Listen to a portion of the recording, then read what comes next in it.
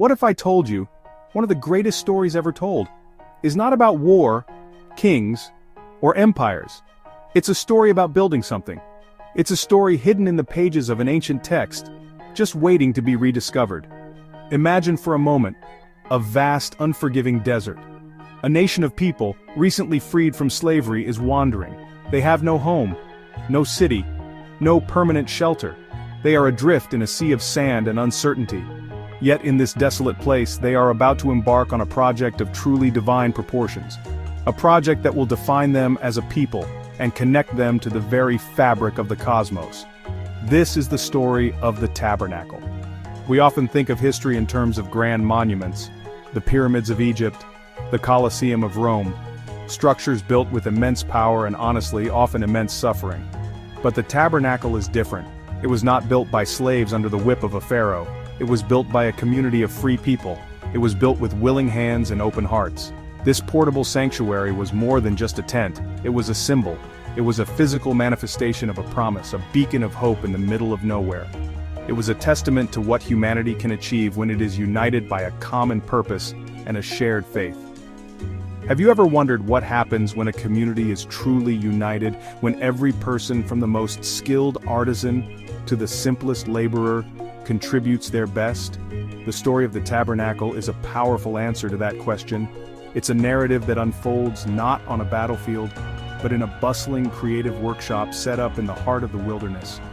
Here, precious metals, fine linens, and rare woods are transformed. They are shaped not just by human hands, but by a divine blueprint, a design given to one man on a sacred mountain that would change the course of their journey forever. In this story, we will journey back in time. We will stand with the Israelites as they hear the call to build. We will witness their incredible generosity, a flood of offerings that surpasses all expectations. We will meet the master craftsmen, men filled with a special wisdom to work wonders with wood, metal, and fabric. We will explore the secrets hidden within the construction of this sacred space, from its intricate curtains to its golden furniture.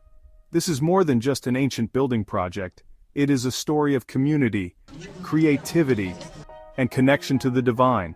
It is the story of how a wandering people built a home for God among them. Welcome back to Bible Stories and Chronicles channel. If you like to hear beautiful stories from Bible, please subscribe to the channel and like this video. This will be very meaningful to us, thank you. Every great structure begins with a blueprint, a detailed plan that guides the builders, making sure every piece fits perfectly. But where did the blueprint for the tabernacle come from? It wasn't drawn up by an earthly architect. The instructions were delivered to Moses on Mount Sinai directly from the source of all creation. Exodus chapter 35, Exodus chapter 36, Exodus chapter 37 are not just a list of materials and measurements. They are a transcript of divine communication. They detail a sacred space meant to mirror a heavenly reality, a place where the spiritual and the physical could meet. The story begins not with a hammer or a chisel, but with a gathering. Moses, descending from the holy mountain, his face bearing a faint otherworldly glow, assembles the entire community. Men, women, children. The air is thick with anticipation and the raw energy of the desert. He begins with one line: "These are the things the Lord has commanded you to do." Before Moses delves into the intricate details of the tabernacle's construction, he reiterates a fundamental law. He reminds the people of the Sabbath. For 6 days work is to be done, he declares, but the seventh day shall be your holy day, a day of Sabbath rest to the Lord. It serves as a spiritual boundary, a reminder that their work, no matter how sacred, must be contained within a rhythm of divine order. The work is for God, but it must not become a god itself. Do not light a fire in any of your dwellings on the Sabbath day. It was the frame that would hold the beautiful picture of the tabernacle, ensuring that the entire project remained consecrated and centered on God from beginning to end. Take from among you an offering to the Lord. Whoever has a willing heart, let them bring it. This is not a tax or a mandatory levy, it is an invitation. The project will not be funded by coercion or obligation, but by spontaneous, unforced generosity. Gold, silver, bronze, blue yarn, purple yarn, scarlet yarn, fine linen, goat hair, ram skins dyed red, durable leather, acacia wood, olive oil, spices for anointing oil, fragrant incense, onyx stones, and other gems. All who are skilled among you are to come and make everything the Lord has commanded. The response to Moses' call was nothing short of astonishing.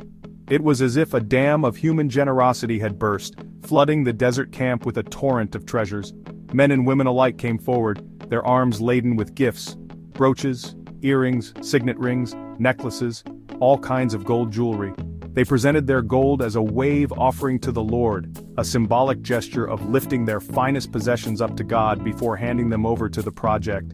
The people are bringing more than enough for doing the work the Lord commanded to be done. Moses had to give a command to stop the giving. He sent a proclamation throughout the entire camp: let no man or woman do any more work for the offering of the sanctuary. And so the people were restrained from bringing more. The project was fully funded, and then some, not by force or by law but by the sheer unbridled willingness of their hearts. Amidst the grand offerings, the story highlights a specific and remarkable contribution. It shines a light on the women of the community, whose skill and dedication were fundamental to the beauty of the tabernacle. The scripture tells us that every skilled woman spun with her hands. These were women whose hearts were stirred with wisdom and expertise. They took the raw materials and transformed them into the threads that would form the very fabric of the sacred space. They spun the blue yarn, they spun the purple yarn, they spun the scarlet yarn. Beyond spinning the yarn for the fine linen, the text also notes that the women spun the goat hair. From the most delicate, colorful threads to the most durable, rugged fibers, the skilled hands of these wise-hearted women were at work, weaving their devotion into every part of God's dwelling place. With the materials gathered in astonishing abundance, Moses announced God's choice to the people. A man named Bezalel. Moses declared that God had chosen Bezalel and has filled him with the Spirit of God, with wisdom, with understanding, with knowledge, and with all kinds of skills. He made artistic designs in gold, silver, and bronze. He cut and set stones, and he worked in wood. But Bezalel was not chosen to work alone. God appointed a partner, Oholiab from the tribe of Dan. Oholiab was a skilled artisan, an engraver, a designer, and an embroiderer, working in blue yarn, purple yarn, and scarlet yarns.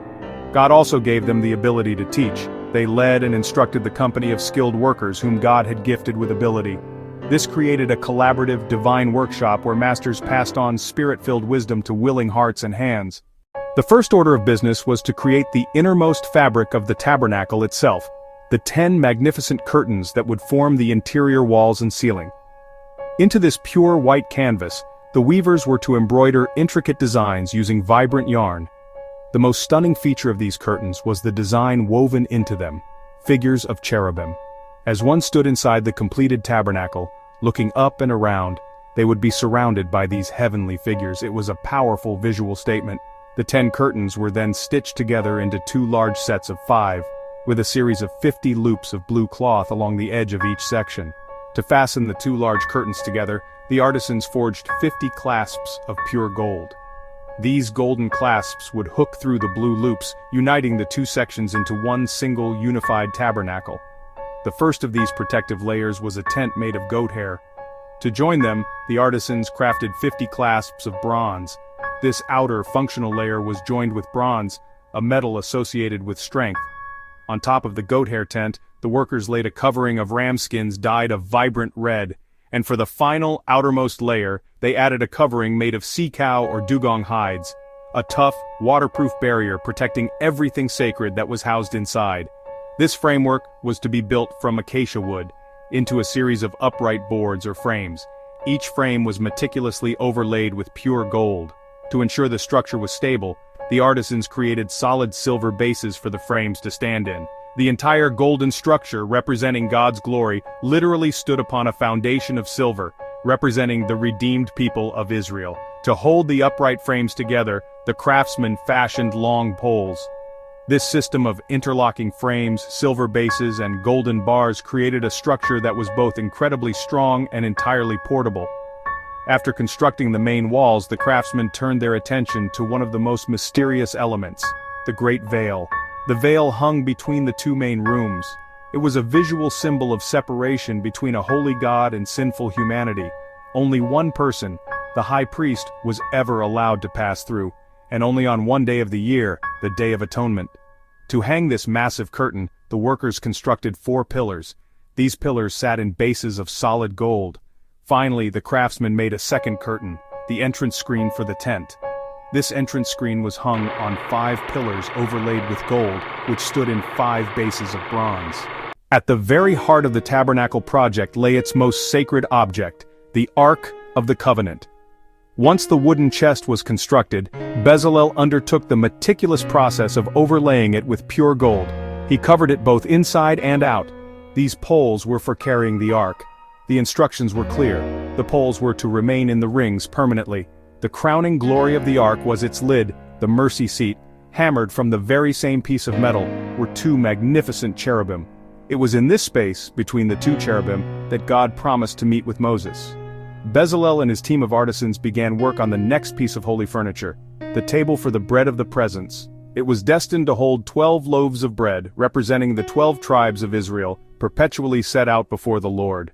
The divine blueprint called for a complete set of accompanying tableware, all to be made of pure gold. The next creation was one of the most intricate and beautiful objects, the menorah, hammered out of a single solid piece of pure gold.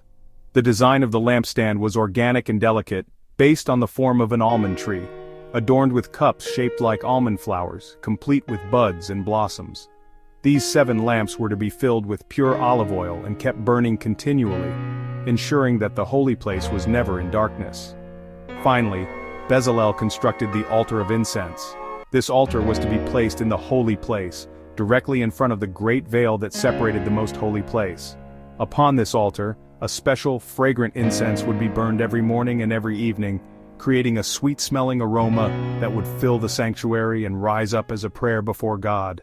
As we step back and look at the story woven through these chapters of Exodus, we see more than just a construction project. We witness a profound moment of human transformation. The leaders brought their precious gems, the women brought their skillful hands and spun threads of devotion, the men brought their treasures and their strength, and the artisans brought their spirit-filled wisdom. Every single contribution, from the golden earrings to the goat hair yarn, was essential. The story shows us that a community flourishes when every member is valued and every gift is honored. This was not just a job to be done, it was an act of worship. This teaches us that our work, whatever it may be, can become a sacred act when it is performed with excellence, dedication, and a sense of higher purpose. The prominent placement of the Sabbath law served as a constant, vital reminder. Rest was not a reward for finishing the work. It was a holy act in itself. The overwhelming generosity of the Israelites challenges us. Are we giving from a place of obligation, or from a place of genuine willingness? The divine appointment of Bezalel and Oholiab affirms that our skills, our creativity, and our unique talents are not random accidents. They are gifts, imbued with potential and purpose. The tabernacle teaches us that we can build sacred space in our own lives, in our homes, and in our relationships. In the end, the secrets of the tabernacle are open secrets about the human spirit. They reveal our incredible capacity for generosity, our deep need for community, and our innate desire to create things of beauty and meaning. The story of Exodus 35, 36, and 37 is a timeless reminder that when we align our willing hearts, our gifted hands, and our shared purpose, we can do more than just build a structure. We can create a space for hope to dwell, a testament to what is possible when humanity works in harmony with a divine blueprint. The question it leaves for us is simple. What are we building together today? We will continue with another beautiful story from Bible in our next video. If you have not, please subscribe to this channel to help us to grow these contents to wider audience. Thanks for watching.